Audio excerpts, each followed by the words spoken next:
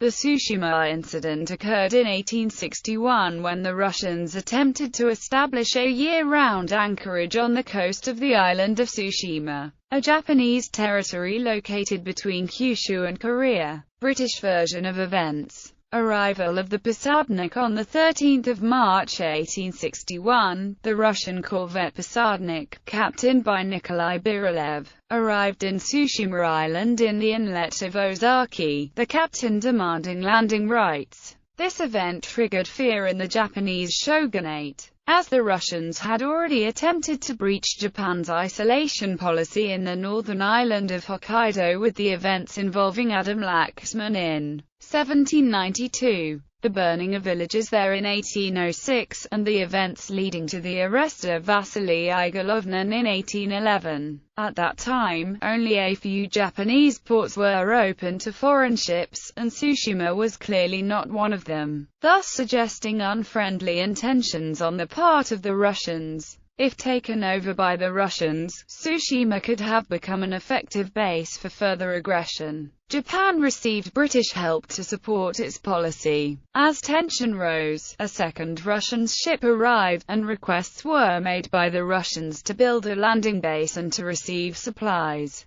Clash. On 13 May 1861, the Russians sent a launch to explore the eastern coast of the island, despite the presence of two Saga domain warships, the Kankomaru and the Denryu Maru, as well as one British warship. On May 21, 1861, a clash took place between the Russian sailors of a launch and a group of samurai and farmers, in which one farmer was killed and one samurai, who soon committed suicide, was captured by the Russians. In mid-July, foreign magistrate Muragaki Narimasa went directly to the Russian consulate in Hakodate, demanding the departure of the ship to the Russian consul Goshkevich. Russian retreat. As this strategy did not work, the Japanese asked the British to intervene, as they also had an interest in preventing the Russians from extending their influence in Asia. Admiral Hope arrived in Tsushima with two warships on 28 August, and on 19 September 1861 the Posadnik finally had to leave Tsushima. Russian version of events. Background. The late 1850s saw a period of Russian expansion into the Sea of Japan, with the setting up a post in the estuary of the Amur in 1850, the acquisition of the present Primorsky Krai by the Treaty of Agan and the Convention of Peking, and the establishment of Vladivostok in 1860. In 1858, the Imperial Russian Navy leased a strip of Nagasaki Bay coastline across the village of Anasa as a winter anchorage for the Chinese flotilla's emerging Pacific Fleet.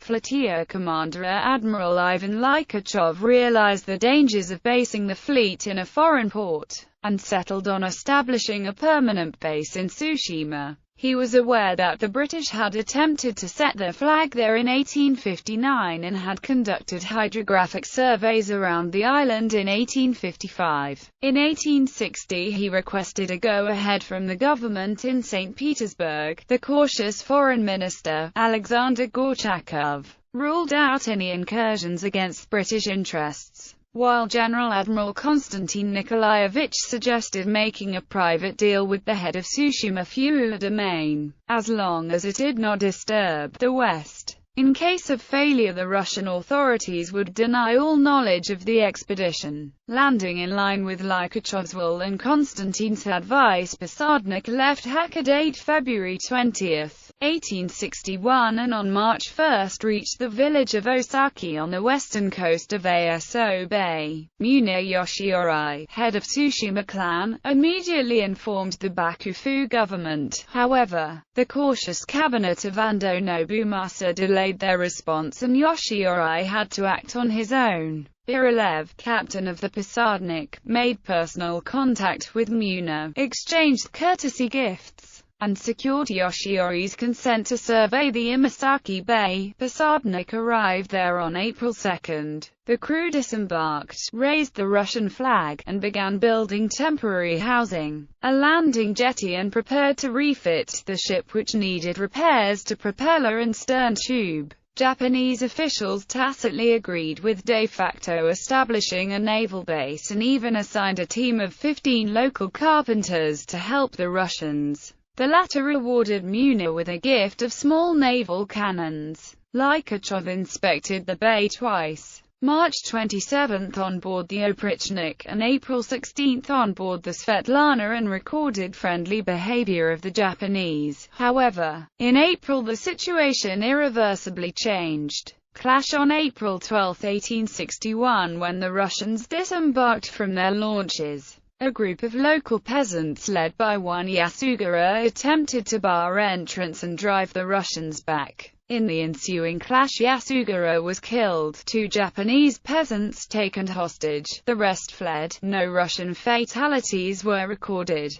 Munier appeased the population, ordering them to wait for a Bakumatsu pronouncement, and did not take any action. Russian sources say nothing about presence of Japanese or British warship in the area. Aftermath. Oguri Tadamasa, the messenger of Bakumatsu, arrived in Tsushima in May and politely told Byrilev to leave. Byrilev explained that he would not move unless the admiral orders retreat. After 13 days of waiting in vain, Oguri left. He left a letter allowing contacts between Byrilev and local administration without prejudices against further radical action by the Japanese. Byrilev used the permit to the full, and persuaded the Council of Japanese officials to issue a charter agreeing with Russian naval presence in Tsushima. The charter, however, clearly said that all these concessions depended on goodwill of the central government. The latter vehemently opposed the deal and called the British envoy Rutherford Alcock for help.